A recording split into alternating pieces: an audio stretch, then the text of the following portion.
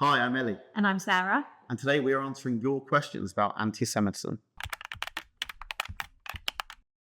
This first question is from Samuel, and he asks, sometimes I hear people say Jews are a race or an ethnic group, but I was taught Judaism was a religion. Can you explain this?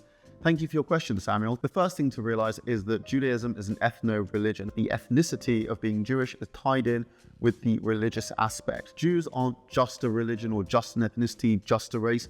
We're a people and a nation, and lots of Jews think of themselves as such. There's many different components to being Jewish. There's the cultural aspect, the religious aspect, and the ethnic and racial aspect. In British law, Jews are considered both a race and a religious group, and they're also protected under the Equality Act. So what this means is if a Jewish person is discriminated against for being Jewish, it could be because of the religious component, but it could also be because of the racial component. It's not really a one-size-fits-all answer. You know, we are a people, we are a nation, we are a religion, and we are an ethnic group. I hope that answers your question. Next question is from Josephine. What can I do as an individual to challenge the anti-Semitic attitudes of people I formerly thought of as friends? Interesting question. I think first and foremost, it's really important to understand or try and gauge whether these anti-Semitic attitudes are coming from a place of ignorance or lack of knowledge, or actually with the intention to cause you upset or harm or make you feel uncomfortable deliberately. It's always important to know that the best way to counter anti-Semitism is, of course, through education. Talk to these people.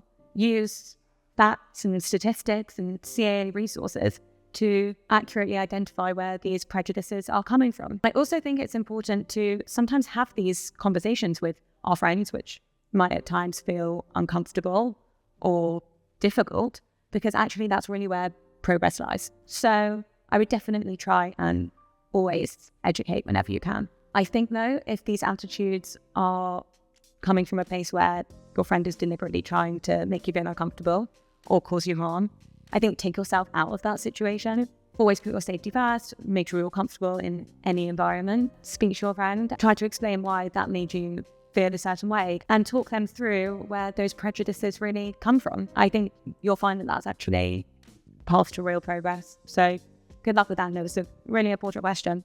This next question is from Catherine. Catherine says, what is anti-Zionism, and is it the same as anti-Semitism?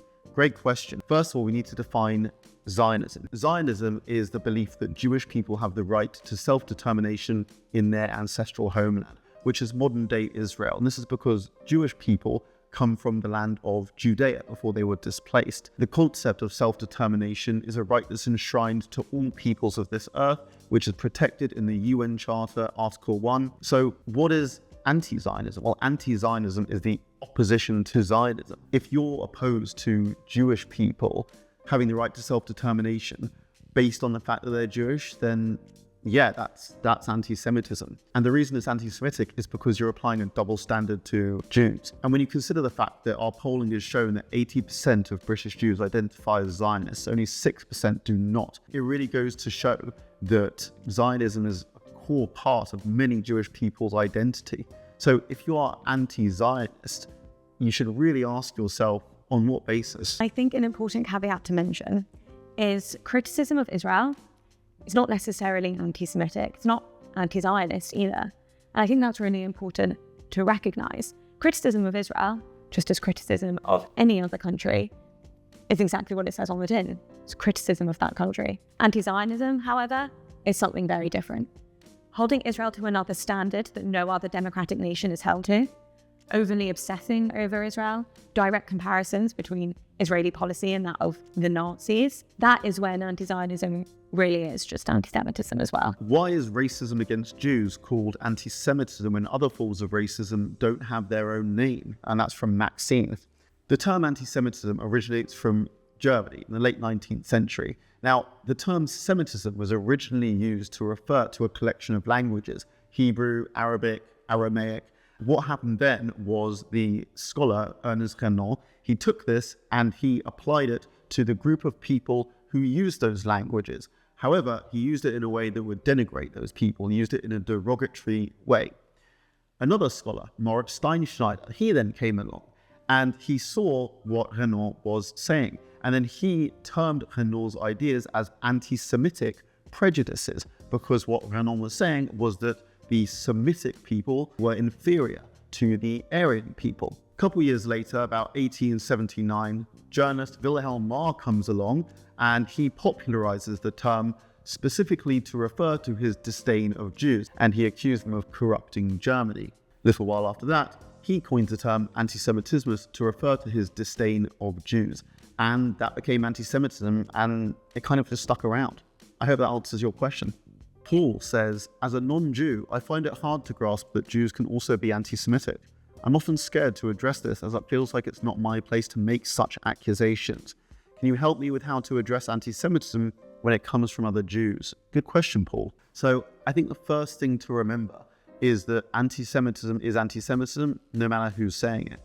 Just because a Jewish person may be expressing certain anti-Semitic tropes, Jews are greedy, Jews control the world, that doesn't mean these things aren't anti-Semitism. They still are. And what's even more upsetting is that a lot of the time, non-Jewish anti-Semites will look at Jewish people expressing anti-Semitic views as useful idiots, a token Jewish person in order to further their own anti-Semitic agenda. Case in point, at many of the anti-Israel marches where we've seen streams of anti-Semitism, a constant presence at these marches is the ultra-religious Hasidic group known as the Neturei Karta. And you may have seen this group of people. They're often holding signs with disgusting slogans like Israel equals the Nazis, which is anti-Semitic no matter who's holding it. Yes, they happen to be Jewish. No, that doesn't make it okay. What happens is anti-Semites look at the Neturei Karta and they say, see, the Jewish people are saying what we're saying and that makes it okay. No, it doesn't. It's also important to recognize that there are a very fringe group within the Jewish community. There's about 8 billion people in the world, and of that 8 billion people, there's about 15 million Jews. And of those 15 million Jews, there's about 5,000 members of the Neturei Karta. They are not a representative of Jewish people, and they do not represent the mainstream Jewish community. I hope that helps, Paul. Vince asks, I've seen some stuff online that says Jews did 9/11. Is there any truth to this? Well, Vince, no.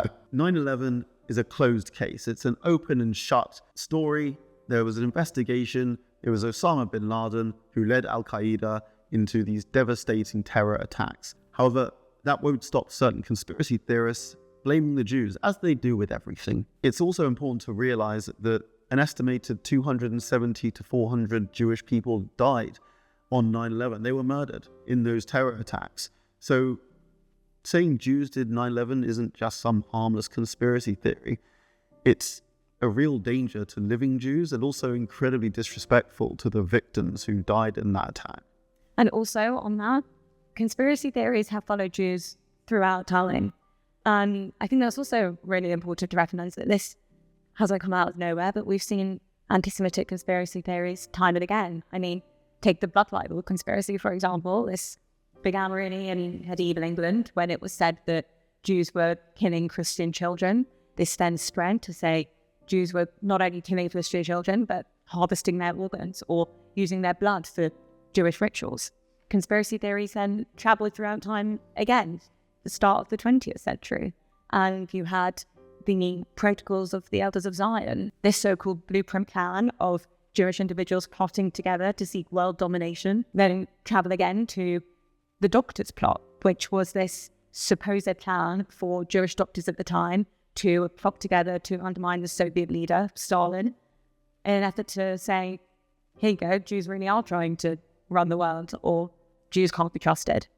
And we see this time and again, and conspiracy theories need to be called out for what they are, a bunch of lies. Even as recent as COVID, actually, when it was said that this was a Jewish plague on society that was plotted only so that they could profit from the vaccines that would inevitably be created.